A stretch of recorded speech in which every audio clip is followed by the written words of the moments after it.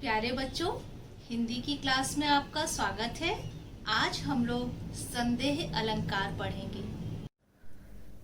बच्चों, पहले संदेह अलंकार की परिभाषा पढ़ लेते हैं, फिर इसको समझेंगे। जहां उपमेय में उपमान का संदेह हो पर निश्चय ना हो, वहां संदेह अलंकार होता है। अब समझो, उपमेय और उपमान को मैं तुम्हें उपमा अलंकार में रूपक में कई बार समझा चुकी हूँ। मतलब जो दो चीजें मिलती जुलती हों और उसमें संदेह हो पर निश्चय ना हो, इसको इस तरह से समझो कि कहीं अंधेरा है और एक रस्सी पड़ी हुई है, और उस रस्सी को देखकर अगर हमारे मन में ये संदेह आए कि ये सांप है कि रस्सी है, हम निश्चय ना कर पाए कि सांप है कि रस्सी है, तो वहां पर संदेह अलंकार होगा। मतलब उपमेय है कि उपमान है, इसमें संदेह होता है, निश्चय नहीं कर पाते हैं, तो वहां पर संदेह अलंकार होता है।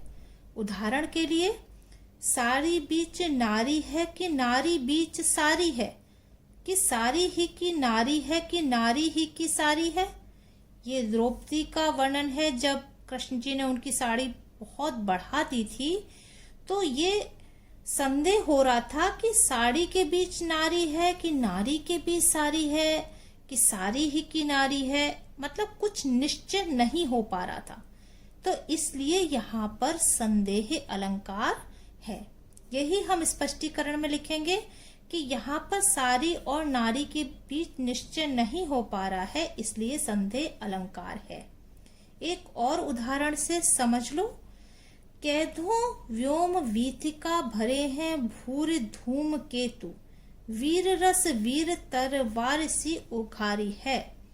ये उस समय का वर्णन है जब हनुमान जी ने अपनी पूंछ में आग लगाकर लंका में आग लगाई थी। तो वहां के जो राक्षस थे और वहां के जो रहने वाले थे, वो उसको देखकर चारों तरफ आग ही आग है। उसको देखकर उनको लगता है कि ये व्योम माने आकाश की गली में धूमकेतु, पुच्छल तारे जो धूमकेतु होते हैं वो भरे हुए हैं, या कि हनुमान की पूंछ में आग लगी है, या फिर वीर रस ने जैसे अपनी तलवार ही निकाल ली है।